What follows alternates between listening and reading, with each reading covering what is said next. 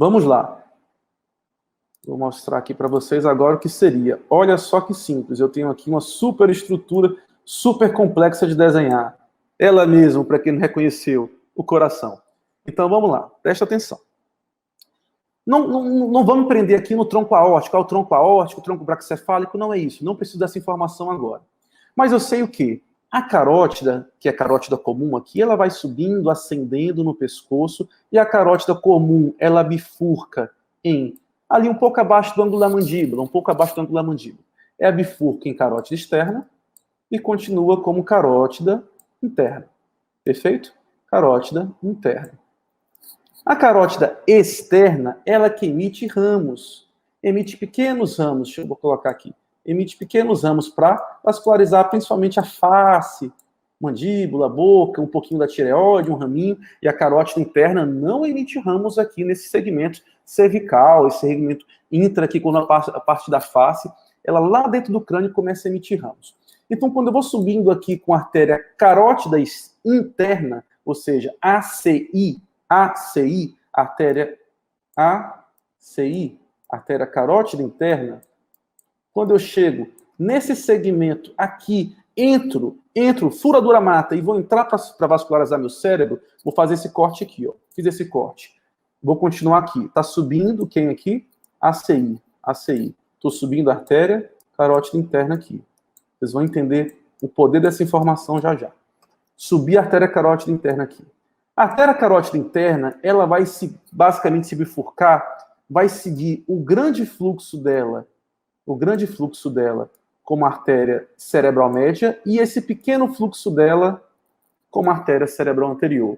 Ou seja, esse pequeno fluxo aqui, esse grande fluxo aqui, ó, essa grande artéria é a artéria cerebral média e essa pequena artéria aqui é a artéria cerebral anterior.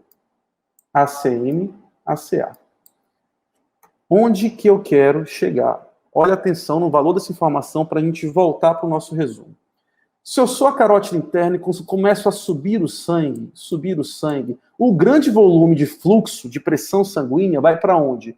Para a artéria mais calibrosa. Então, todo o fluxo principal tende a ir para a CM, para a artéria cerebral média. Não à toa que a artéria cerebral média vai nutrir quem? Ó? Olha aqui para o nosso cérebro. Ela que vai nutrir isso aqui, ela que vai nutrir isso aqui, ela que vai nutrir quase tudo disso aqui. Ó. Vou mostrar já por que quase tudo. Então, pensa comigo. Se você tem uma doença no coração, uma arritmia, uma insuficiência cardíaca, você infartou, não importa, você teve isso. E você formou aqui um trombo, um coágulo, ou você tem uma parede de artéria doente que forma uma placa de gordura, uma ateromatose, uma ateroma, uma placa ateromatosa, e essa placa, esse coágulo sai do coração, ou essa placa sai aqui da artéria carótida e começa a ascender. Começa a subir. Passa essa fotinha para cá, passei para cá. Subir. Você é o coágulo, você chegou aqui. Você tem que escolher um caminho. Qual o caminho que naturalmente você vai seguir?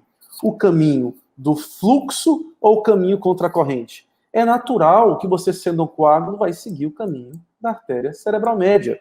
Por quê? Porque ela é onde vai seguir o fluxo natural. É por isso que os AVCs isquêmicos são muito mais comuns na artéria cerebral média e nos ramos da artéria cerebral média. Porque se você é um coágulo, um trombo, você vai seguir a artéria mais calibrosa, você vai seguir o maior fluxo. Por isso que você vai ocluir, isquemiar a região, os ramos principalmente da artéria cerebral média, que é essa região aqui que você está vendo. Por isso que o paciente vai ter um déficit motor, um déficit sensitivo, uma alteração de fala, porque é um grande centro de comando que faz parte dessa operação no nosso corpo, dessa operação de comandar, de fazer, de movimentar, parte dessa superfície lateral. Por isso que uma AVC isquêmica acomete a artéria cerebral média, que é mais prevalente, vai acometer essa região.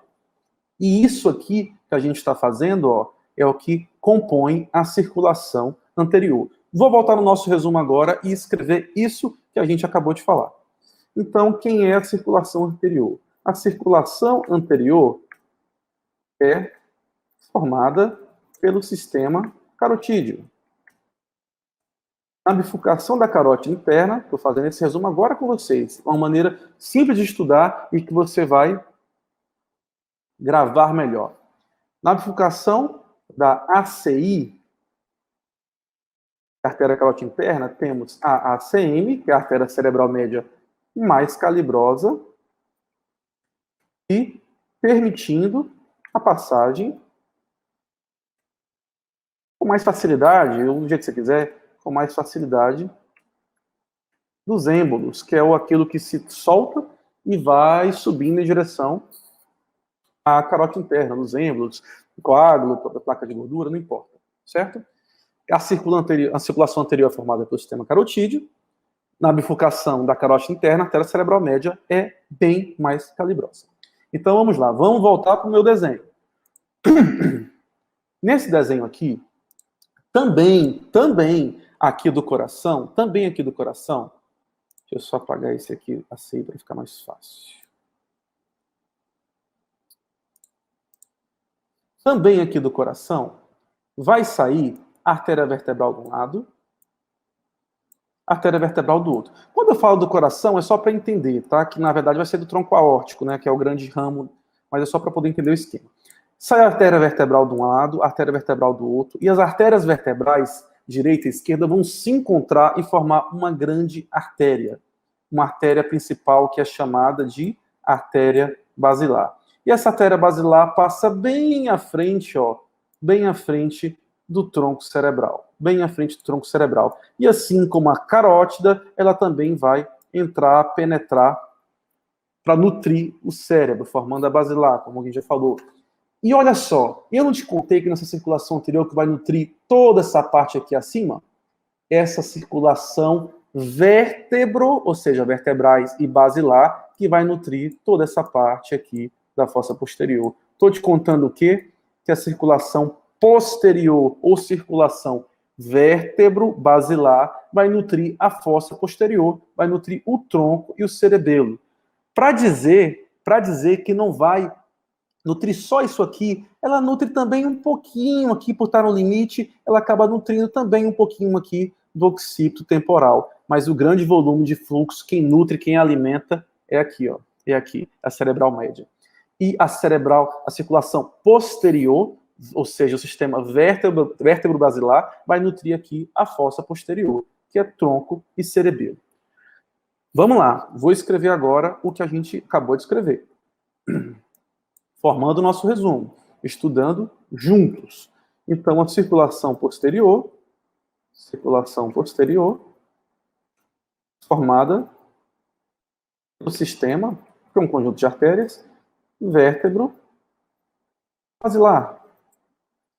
E eles nutrem, e elas, né? E ela nutre a fossa posterior, que é basicamente tronco e cerebelo. Perfeito. Vamos lá. Então, vamos lá. Vamos juntar mais informações para formar um resumo de neuroanatomia bem bacana para você ler o resumo, pegar um papel, uma caneta e sabe fazer uma coisa tão simples igual essa. Então, vamos lá. Peguei aqui circulação anterior, sistema carotídeo. Circulação posterior, sistema vértebro-basilar, nutrindo fossa posterior. Olha só que interessante que a gente vai fazer aqui agora. Como as coisas não vêm soltas. Se eu fizer um corte exatamente aqui, ó. Exatamente aqui. Eu acabei de fazer um corte aqui. E vou trazer agora esse corte para cá. Para cá. O que eu vou fazer aqui, ó? Eu tenho aqui, de um lado, fiz um corte. Carótida interna de um lado. Do outro lado, carótida interna.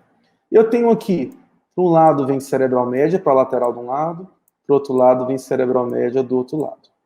Anteriormente, que a gente estudou aqui, eu estou fazendo esse corte aqui, eu não cortei aqui, estou fazendo esse mesmo corte. Cerebral média. Anteriormente, bem menos calibrosa, eu tenho cerebral anterior, de um lado, do outro lado, eu também tenho cerebral anterior. Que elas vão subindo, bem próximas uma da outra. Inclusive, se eles tão próximas, elas até fazem uma comunicação uma com a outra. Olha só, tem uma arterinha que faz uma comunicação uma com a outra. Vou voltar minha cor, Aqui, o que eu acabei de desenhar aqui? Circulação anterior.